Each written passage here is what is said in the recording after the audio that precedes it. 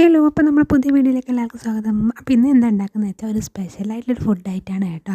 അപ്പോൾ എന്താണ് ഈ വെട്ടി പൊളിക്കുന്നത് വെച്ചാൽ തേങ്ങയുടെ ബോർഡ് ആണ് കേട്ടോ. അപ്പോൾ ഞാനത് ഒരുപാട് തവണ മുട്ടി നോക്കിയിട്ട് എന്നിട്ടാണ് കഷ്ടപ്പെട്ടിട്ടാണ് പൊട്ടിച്ചെടുത്തത്. അപ്പോൾ അതിന് ശേഷം ഒന്ന് ചിരണ്ടി എടുക്കാൻ തോന്നി കേട്ടോ. അപ്പോൾ ചിരണ്ടിയിട്ട് അതാവില്ല എന്ന് എന്നെ കൊണ്ട് മനസ്സിലായി. എന്ന് വെച്ചാൽ ചിരണ്ടി എടുക്കുന്നത് ഒരുപാട് സമയം പിടിക്കും, മാത്രമേ റിസ്ക്കുമാണ്.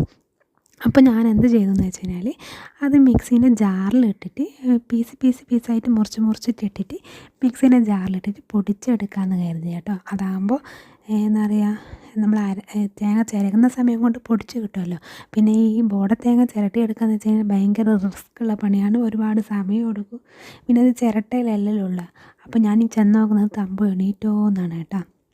അപ്പോൾ തമ്പ് എണീറ്റുന്നുണ്ടെങ്കിൽ എൻ്റെ ഈ പണിയൊന്നും നടക്കില്ല. അപ്പോൾ ഞാനിത് ചിരണ്ടി മിക്സിയിലിട്ടിട്ട് പൊടിച്ച് നോക്കുന്നതാണ് കേട്ടോ.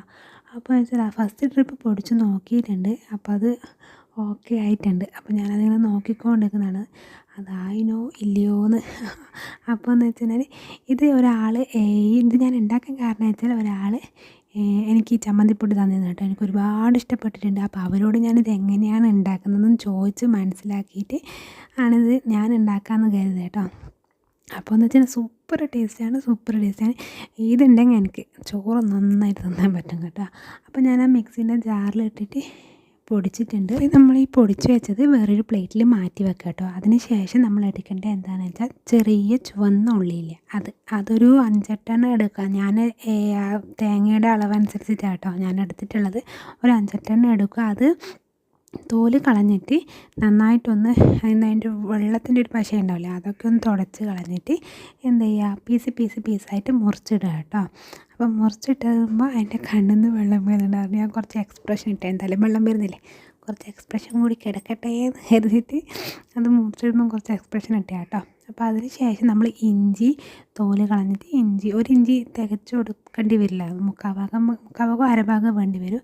അപ്പോൾ അതിന് ശേഷം നമ്മൾ സ്റ്റവ് കത്തിച്ചു, അതിൽ ചീനച്ചട്ടി വെച്ചു. അതിലേക്ക് ഈ ഇഞ്ചിയും അതുപോലെ തന്നെ ചുവന്നുള്ളി ഇട്ടൊന്ന് ചെറുതായിട്ടൊന്ന് വാട്ടി കൊടുക്കുക. അതിനുശേഷം നമ്മളെ മെയിൻ ഐറ്റം, നമ്മളെ ബോഡ തേങ്ങ ചിരകി വെച്ചത് അത് ഇട്ടിട്ട് നന്നായിട്ടൊന്ന് ഇളക്കി കൊടുക്കുക. വെളിച്ചെണ്ണ ഒട്ടിക്കണ്ട കേട്ടോ. ഞാൻ വെളിച്ചെണ്ണ ഒഴിച്ചിട്ടില്ല, എന്ന് വെച്ചാൽ അത്ര ഓയിൽ വേണ്ട എന്ന് കരുതി. എന്തായാലും ബോഡ തേങ്ങയിലൊരു എണ്ണപ്പശ ഉണ്ടാവും, അത് മതിയല്ലോ എന്ന് കരുതി. അപ്പോൾ അതിന് ശേഷം നന്നായിട്ടൊന്ന് ഇളക്കിയതിന് ശേഷം എന്ത് ചെയ്യുക, ഇതിലേക്ക് നമ്മളെ ചുവന്ന മുളകില്ലേ, വറ്റൽ മുളക്, ആ മുളക് ഒരു 5-8 ഇട്ട് കൊടുക്കുക. അതോ കഴുകി തുടച്ചിട്ട് ഇട്ട് കൊടുത്താൽ മതി കേട്ടോ. എന്ന് വെച്ചാൽ നമ്മൾ സ്റ്റോർ ചെയ്ത് വെക്കുന്നില്ല കുറച്ച് ദിവസത്തേക്ക്. അപ്പോൾ അത് നന്നായിട്ടൊന്ന് സ്റ്റൗ ലേശം കുറച്ച് വെച്ചിട്ട് നന്നായിട്ടൊന്ന് ചുവന്ന കളറാകുന്ന വരെ ഇളക്കി കൊടുക്കുക. അതിലേക്ക് ലേശം എന്ത് ചെയ്യുക, കറിവേപ്പില കൂടി ഇട്ട് കൊടുക്കണം കേട്ടോ. ഈ കറിവേപ്പിലേൻ്റെ സ്മെല്ല് നല്ലതാണ്, അതുപോലെ തന്നെ നമുക്ക് ശരീരത്തിനും അത് നല്ലതാണ് കേട്ടോ. അപ്പോൾ അതൊന്ന് ഇട്ടിട്ട് കുറച്ചധികം സമയം ഇത് ഇളക്കി കൊടുക്കുക. അതിലേക്ക് ഞാൻ എന്താ എടുക്കുന്നത് വെച്ച് കഴിഞ്ഞാൽ ചുവന്ന മുളക് കേട്ടോ. ചുവന്ന മുളക് ലേശം ഇട്ട് കൊടുക്കുക, അധികം എരിവ് വേണ്ടല്ലോ, നമ്മൾ ചമ്മന്തിപ്പൊടിയിലാക്കുന്നത്. അപ്പോൾ അതിലേക്ക് ലേശം ഇട്ട് കൊടുക്കുക. അപ്പോൾ അത് ഇട്ട് കൊടുത്തിട്ട് ഞാൻ ഏകദേശം അളവ് നോക്കിയിട്ടാണ് ഇടുന്നത്. എത്ര സ്പൂണായിട്ടെന്ന് ഞാൻ പറയുന്നില്ല കേട്ടോ, ഓരോരുത്തർക്കും ഓരോ സ്പൂണായിരിക്കുമല്ലോ അളവ്. അപ്പോൾ എന്ന് വെച്ച് കഴിഞ്ഞാൽ ഞാനൊരു 1-1.5 സ്പൂണിന് അടുത്തിട്ടിട്ടുണ്ട്. എനിക്കധികം എരിവായിട്ട് തോന്നിയിട്ടില്ല കേട്ടോ. പിന്നെ അതിലേക്ക് ലേശം ഉപ്പ് കൂടി ഇട്ട് കൊടുക്കുക.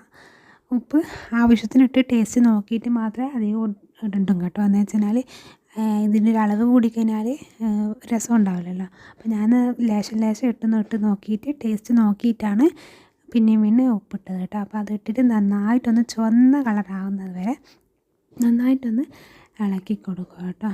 അപ്പോൾ ഞാനിങ്ങനെ ഇടയ്ക്ക് എന്താ മിസ്സാകുന്ന വെച്ചാൽ തമ്പുനെ പോയി നോക്കുന്നത് കേട്ടോ. അവൻ എണീറ്റോ ഇല്ലയോ എന്ന് പോയി നോക്കുക. ഇത് നന്നായിട്ട് ഇളക്കി കൊടുക്കുക. ഏകദേശം ഒരു ചുവന്ന കളറാകുന്ന വരെ നമ്മൾ ഇളക്കി കൊടുത്തുകൊണ്ടേ ഇരിക്കുക കേട്ടോ. അപ്പോൾ ചട്ടിയിൽ പിടിച്ചു പോകാനുള്ള സാധ്യത, അതുകൊണ്ട് നമ്മൾ എന്ത് ചെയ്യുക, സ്റ്റവ് കുറച്ച് വെച്ചിട്ട് വേണം ഇളക്കി കൊടുക്കാൻ വേണ്ടിയിട്ട്. ഏകദേശം ഒരു ചുവന്ന കളറാകുമ്പോൾ നമ്മൾ എന്ത് ചെയ്യുക, സ്റ്റവ് ഒന്ന് ഇത് പുറത്തേക്ക് എടുക്കുക കേട്ടോ. അതിന് ശേഷം മിക്സിയിലിട്ട് അടിച്ചിട്ട് തണുപ്പറിയ ശേഷം സ്റ്റോർ ചെയ്ത് വെക്കുക. അപ്പോൾ വീഡിയോ ഇഷ്ടപ്പെട്ട സബ്സ്ക്രൈബ്